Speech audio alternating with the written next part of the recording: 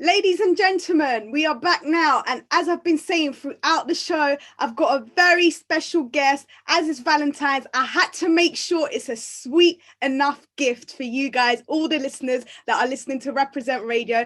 I have the one and only, and I'm honored to have the one and only BUENA from the Sugababes. Now, if that ain't sweet enough, then I don't know what is. MUTYA has had tremendous amounts of success. She has been part of 3 multi-platinum selling albums. Like, I just literally, you are a superstar, and honestly, I am starstruck. Like, I was looking back, watching back all your videos. I was like, no, I really am interviewing MUTYA, the one and only MUTYA. I'm honored to have you here. Thank you for joining me on Valentine's Day. Oh my God, thank you for inviting me. To be honest, I wasn't doing anything anyway, especially with Valentine's Day. I never tried to do nothing.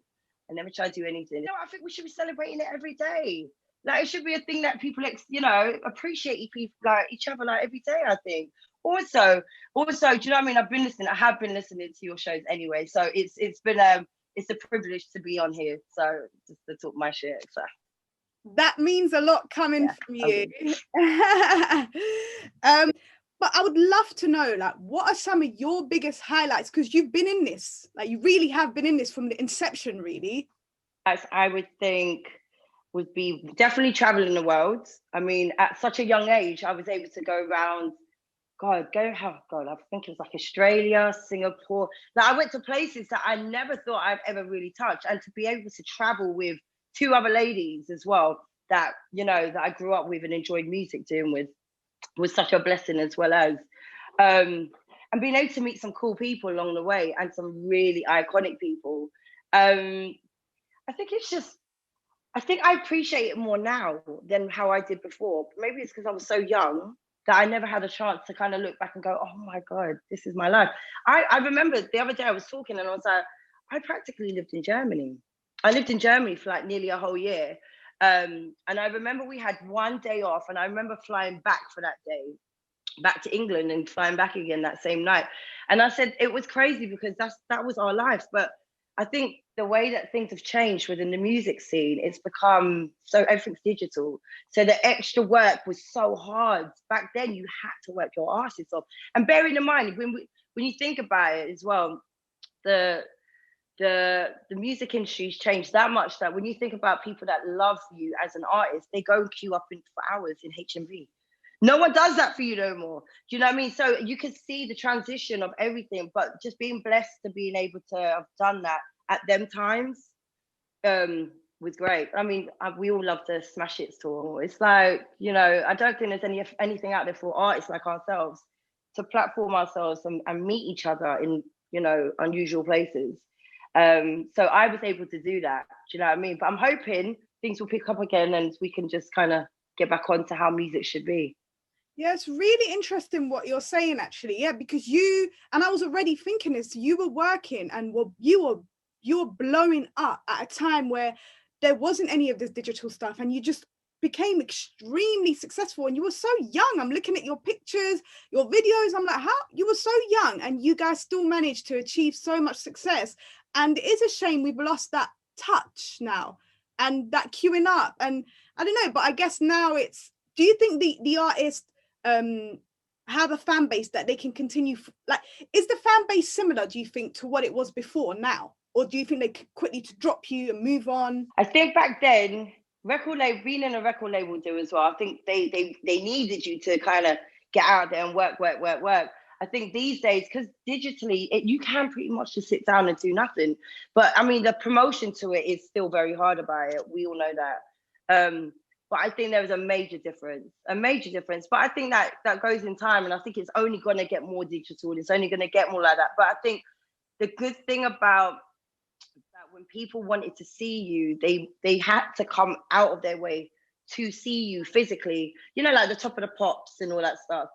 These days, we've got Instagram lives and all that stuff. So we're very accessible to everybody. So, back then people wanted to know, oh, what are these girls like? Why do they seem so moody? I wonder what their interests are. But now we're so out there with all how we are on the internet that people no longer look at you as something special. They look at you as, oh, okay, I kind of know this person. So they're big fans of your music, but there's nothing about you that's secretive. That's so interesting. So I guess you're right. Times now, you're more revealing, they're more familiar with you, whereas before it is a bit more, like you said, secretive. They want to get to know you more, and you're a bit like separate from them, which probably makes them want to come to you more. And so I think that's you know what, I think that's a lot. I mean, to be honest, now that we've got so many shows like Love Island and Celebs Go Dating, all the things that, people, that anyone that goes onto them kind of shows, automatically people start picking up on them because of the fact that they feel like they know them already. They've watched them do this whole like seasons and series and all these things. And when artists and singers and artists and rappers and creative people that do creative movements, we're more secretive and we're a bit more hidden. I mean, look at Beyonce. You never see Beyonce on a live as much. You know what I mean? She's still got that 1990 vibe where you can only get to her, unless it's an important thing. And I think that's where it takes away from us artists, that we put ourselves out there too much. And I think, it's a good thing because people love to get to know you, but it's nice to have something secretive about you. And I think that's the one thing people kind of wanted to know about us, was how old we were, really. Because everyone thought these girls have come out so young, they're like 13, 14, but are they really? No one knew the truth. Wikipedia just about kind of exposed your life. Now it tells everything. And then, people wanted to, come out. And so when you're selling music back then, you're selling how many people are coming out of their way to go and buy your music, and I think that's a blessing of the transitions of now and then. But I feel like, things are going to start pulling in together. I heard vinyls are coming back out, supposedly. Yeah. That's pretty hot. And I think it'd get the kids and everyone else to kind of involve themselves of how music was formed. And I think that's the good thing about music. It changes and people change with it. But, sometimes it's nice to have a bit of a secrecy. And I think sometimes that's why I've come off Instagram for a bit. Because I'm literally like, I was Instagram whoring myself. Literally. I find any way of trying to talk about something, or but it's because you kind of you feel like everyone's a part of each other these days. I don't need to meet you, but I feel like I know you already. Do you know what I mean? It's an interesting thing, because I've thought similar to what you're saying, but then it's like, almost, is it smart to stay away? I guess it's about finding that balance, not being in everyone's face all the time, but also having to stay like active, because there's always someone working harder, putting their face there. Right now it's all about who's the most famous, who's got the most clout, who do you see most, and that's what's selling. Like, it's mad. So, but how do you maintain a balance? Wasn't like that.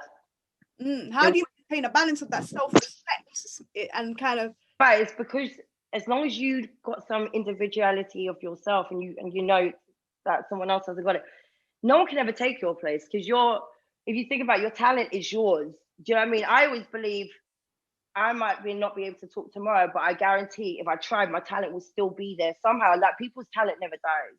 And I think if you have something that separates you from the rest, you will never be dragged into the pit of everyone. Do you know what I mean? You've always going to have your mark. Like, I think you've left your mark out there. You're not like any other rapper that I know, and you don't look like anyone else. And it's just a cliche. And I think, you know what? It is a balance, because some people get bored easy. Get bored, they move on to someone better. Well, you're someone that no one can get bored of. Like, even like you said artists don't die, but I think real music don't die. And when just listening back to all the albums again, refreshing my mind, I'm like, nah, you were writing, and the way you sung, those songs were serious. And you don't even hear, everything's so watered down and washed out these days. And it's missing. And I feel like you were ahead of your time. And you already blew up then, don't get me wrong. When I say ahead of your time, it's a compliment, meaning that your music still stands now. Like, it's forever music, and there's not many people like that.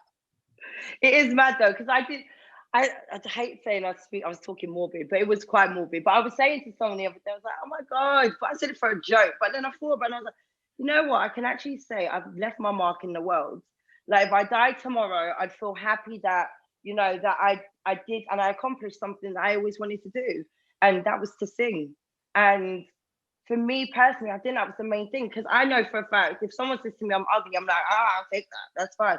But if you ever tell me I can't sing, I take the fuck off. Like, I'd literally be like, you can't tell me, you can't take away something that I'm blessed with. good thing about working back in the days, everything was a bit more rawer.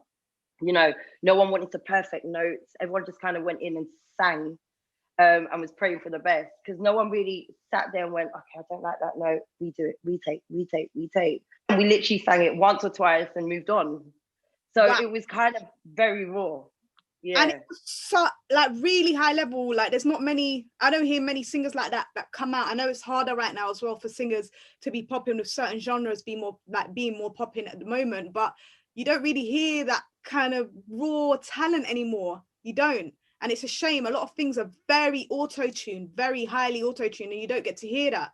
I think these days people are trying to prove more. I think it is. I don't know what it is. I think we live in such a superficial world right now that it's kind of hard to, even as singers, you want to go, like, I find myself going into the studio now singing a line over and over again, perfecting it, because I know how much it is out, how much perfection there is outside. But then at the same time, you've got to think about, why do people like you? Because you've got a rawness about you, whether it's your attitude or whether it's how you sing or rap. If you've got something different, people will always take you, no matter how long it takes you, 2-3 years. I haven't released a song in ages. Actually, saying that, I released a cover song 1 year today, Valentine's Day, and I released it last year. Yeah. Black Valentine's. Yeah. But I don't release music on a regular basis. So for me, even when I go to my Spotify and I listen to my regular, like, I can see the numbers, and I'm shocked that I'm still holding up numbers, because I haven't released shit for ages. I've done nothing of my own. I've only just done my album 2007. That was the last time I done Real Girl album. Real Girl, yeah. I've never done an album since then. And I feel like sometimes I think, okay, that's what I'm saying. You don't have to release music every day of the week.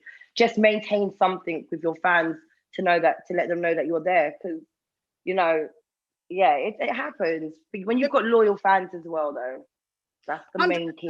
You always have, because you are a superstar. And I feel like in the UK, we need to continue like nurturing and respecting our talent. Like, it was so good, honestly, just to go back and just watch your videos, even showing my manager your videos. I was like, literally like this, and I tweeted it. I said, real music don't die. I tweeted you lot's video, and it's like, that's the reality. And it's real music. It will never die. And I just love it. I'm just so glad you're here. Have you ever been starstruck? Do you know what? Oh my God, babe, I ran away from Jagged Edge, right? So imagine I went to like the Adidas place where we used to just go pick up some bits. And then Jagged Edge came in, and they were like, oh yeah, there's a singer, she wants to meet you. I ran around in circles. So while they were coming towards me, I kept running. We were like literally going around in circles. They were trying to find me, and I was like, this, I can't beat them. Joe, I nearly fainted. Joe started singing in my ear. He was performing at somewhere, and he started singing to me, and I nearly literally wet my. Oh, he was amazing. Just to hear Joe in my ear, I was like, but and George Michael. You got a song? I did a song with him called "This Is Not Real Love," and I've never met someone so genuine. Like, I just there thinking, wham bam, like this is that. It's my mom's era, but I grew up listening to him, and just to know that I worked with someone so iconic and who's no longer here, God bless his soul. My career was all worth it, just that one person, like working with him. Yeah. So I think, you know what, just the smallest little things and meeting really genuine artists makes you want to, it makes the drive even more fulfilling, because at one point I got so sick of music and I wasn't even sure whether I wanted to do music anymore. And I was very off and on. And I had to, it was for a few of my friends, but they had to reel me in and be like, listen to, and they put some stuff on that I haven't heard in years. And I was like, shit, no, I can't sit down. What am I going to do? Work where? Who's taking me on? I don't even have a CV.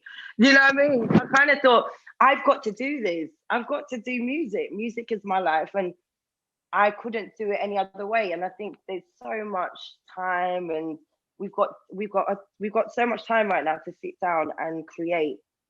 And as much as I haven't released anything in years, so I know that it's not a really give up situation. Do you know what I mean? Never. But I think No, never. And that's the same as you as well. Do you know what I mean? This is what we live for. And it's such a blessing to be able to come out. Even now, I get to meet you, I get to speak to you and stories. You know, obviously, this is another thing when it comes to internet. We've never, as artists, been able to talk our talk. So I'm going to play a game with you. It's called Love It or Leave It. And it's things that can happen to you on a first Valentine's date. And you're going to tell me if you would be happy with the scenarios to go ahead, or you're just going to leave it. So you either love it or you leave it. Propose this to you. And you never know. With the right person, you'd be like, No, I more than likely no. But I mean, it's not a bad idea. I mean, I don't mind taking a ring. Take the ring, but not the commitment. No, I mean, it's too soon anyway, but I can dedicate myself to you for the moment. How about that? Oh, I like that. I wasn't expecting that answer. This is a dedicated ring for me to just, you know what, we have to put it out there. You want to dedicate yourself to me, I still need a ring. That should be a thing. Oh my God. That should be a thing. Totally. I need to see a ring on that table if you're taking me out on that Valentine's Day. It's a must. You know what the dedication ring means? We're going to laugh. Oh, okay. I like that too. Gotta work somehow. I know you're creative. I bet next tomorrow you're going to make a song about that. That will actually be lit. That's the first thing that was in my head. I was like that. That's why I was like this. You see, your songs are stories. A lot of them are like stories and make me imagine. And yeah, like that's what I love about your songs. Okay, let's continue with some more birthday Valentine's scenarios. So, roses and chocolate gifts, love it or leave it. All right. See, the thing about roses and chocolates, I'm that kind of girl that I get embarrassed when a guy brings me anything. Like my first ever date, I remember I got a Ribena and a Snickers from a petrol station. Oh, and a packet of crisps, cheese and onion crisps. Babe, even when he gave it, I was like that. Like I didn't know how to take it. And the first time I ever got flowers, I gave them straight away to my mum. So you'd be happy with the Snickers, really, and the crisps as opposed to... Happy with... Yeah, you know what it is? I think it's such a bad thing, but I'm more of a, in anything I do, I'm more of a giver than a taker. Aww. I'm more, yeah. So when people give me things, I'm like, are you sure? Do you want some money for it? Like, oh my God, girl, just take that. I'm that type of person. So I find if for me, it either looks too cheesy or it's just a little too much for me. Oh, I wasn't expecting any of these answers. This is no, okay. Okay, speaking with a mouthful of food on the first date. No, I think you gotta have manners. Yeah, guys, you must have manners. You know, I'm not a big person to start looking into how they look. I mean, I think looks is very important, but I'm not the first person to mention about that. But if your manners is bad and you don't have please and thank yous and your mouth is open and I'm seeing what you ate last night, it's not happening. I can't. I would more than likely, see, I'm a big heaver. Little shit like that makes me heave. Like, it will make me heave, and I'll end up being like, oh, I should stick on the table. I can't do it. Like, let me not embarrass myself. That's why sometimes it's better not to be on the restaurant for a first date, because your manners might be just despicable. I just can't. Oh, literally, I'm conjuring up all these stories for your next song, honestly. Oh no, trust me, it's coming. Okay, so forgets their wallet and only remembers when the bill arrives. Right. I've actually been on one of them before. Do you know what the thing about it is? I do look at them like, but then I'd go, do you know what? Fuck it. I got it. Like, if I've got it, I've got it. There's no point embarrassing us both. We keep it moving. We're grown adults. Just know that I will let him know. Just know you're getting the next one, and that is it. Do you know what I mean? Or we fly back to your yard right now, and we can go to a bar near your house. I like that. I like that. You know what I mean? Yeah. There's ways of doing it. Like, it's not an emergency. If I've got it, I can sort it out. But just know at some point you're gonna treat me too, so it's fine. Was the person embarrassed that forgot their card? Babe, when it's pre-planned, you're never embarrassed. When you pre-plan things, you can't be embarrassed because you already knew you were doing it. Oh my God. Do you know what I mean? I think some guys do on purpose, and I think some guys just genuinely are nervous for themselves. Because, you know, when we're strong women, people are quite intimidated by us. So it is quite, because I'm quite forgetful. I mean, I think I've gone to a date and forgotten a few bits and pieces in my bag. But I've actually said, well, we can return home now if you like. Or we could, do you know what I mean? There's options. But if you've got it, then there's no point making a big deal. Just You get seem me next like a time. really, really, really nice person. Like you said, you're very given and probably I'm very giving. Like if I've got it, I've got it. That's why I believe in like my fame and everything that I did growing up. I would never do it by myself. I'd never go to an awards ceremony by myself because, bitch, I can get pluses. Why would I? Why would I not bring my girls? Do you know what I mean? If I can do it, you can do it too. So that's how I am. Same with like relationships. It's, you you're know, so not everyone's cute. got it.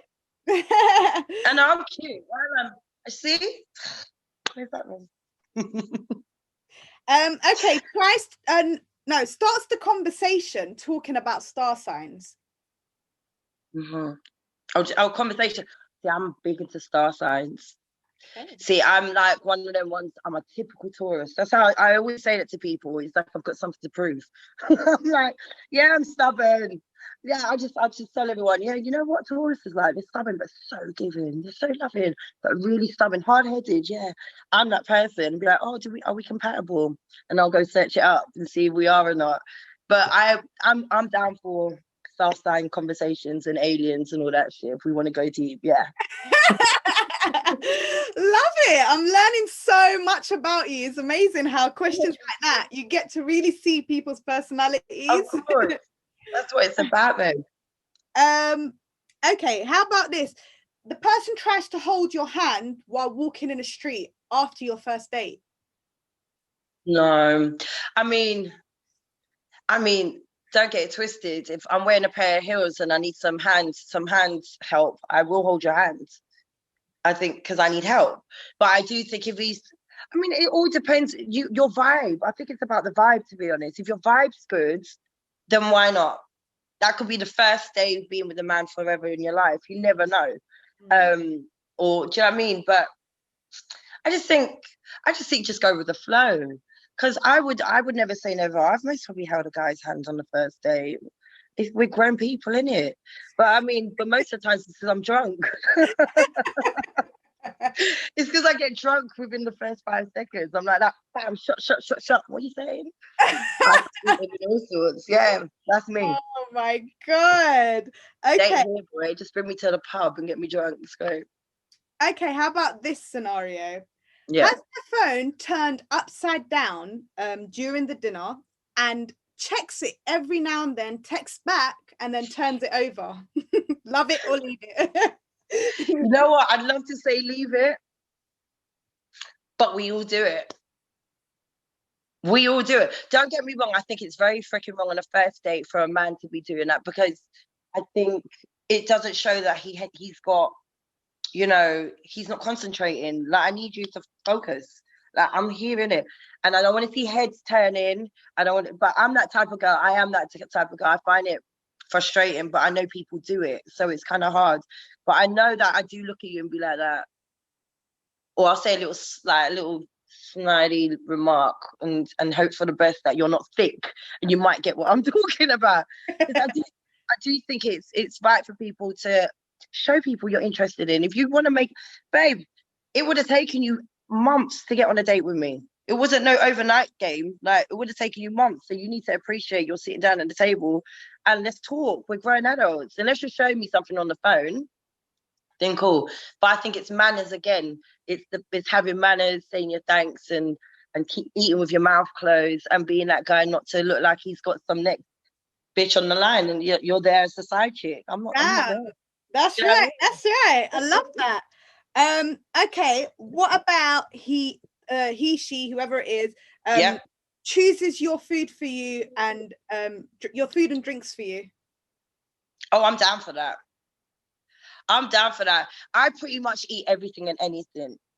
And as long as you're not trying to hand me over water, we can work. I'm down for it.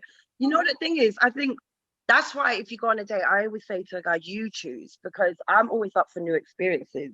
I'm used to what I'm used to, but then at the same time, I'm a bit worried that if I bring a guy out to where I'm going, he ain't gonna like it because I literally eat everything. And I almost probably take you to somewhere cheaper, like the blind restaurant where you can't see nothing. I've Do you know never what I mean? been. I've heard about I it. actually really, really wanted to go. But that would be kind of my kind of thing. Like I always try and look for something out of the ordinary. You know, the weirdest, I don't know, sushi bar or some shit. That's it has to have something in it that makes me remember the date. Do you know what I mean? But it's nice to see where a guy's mind is as well and what he thinks. But I'm pretty much I quite like to chill. I'm more of a chiller than a restaurant type of girl. I like to chill, watch films, documentaries, eat loads of shit, drinks, and yeah, and maybe snuggle as long as you smell good, and they're all good. You gotta smell good. I Do you hear know you. what I mean? I can't be sniffling underneath the ear and it just not smells nice. You know what I mean? You know, you have that snuggle, but it's the same way of try before you buy, but without being so forward about it. You know, you kind of want to know that the guy, you can't get to know a guy over a restaurant. Well, you can get to know him through a talk, but I want to kind of see more than that. I want to see how you act, and I want to see how you act around your peoples, and do you know what I mean? There's more to it than just that. But yeah, I'm down for pretty much eating everything and drinking anything. So That was yeah. such an interesting game. Like I literally feel I got to learn a lot about you in that short space of time. Thank you I'm so easy much. to please. I swear to God. Like You, my mum always says to me, I'm so easy to please. Like, just give me a good vibe, give me good food, and some drink, and you know what I mean. I'm good, and some good music. that's amazing. And talking about music, I am, like you said, you don't always release music, but your music's there, and I listen back, and I'm happy with that. But and I'm sure a lot of people are excited to hear some more Sugababes music. Are we gonna get any new music from you guys? Do you know what? To be honest, we've been together for the longest, you know, and it's funny because we were meant to start doing some new bits ending of last year. Yeah. Obviously, COVID kicked in, and was it? Oh my God, not ending of last year, the year before that. Oh my God, is that how long ago it was? Yeah, 2019, you got back together, right? No, so we were together from 2013. We actually released a song in 2013, but we released it under MKS.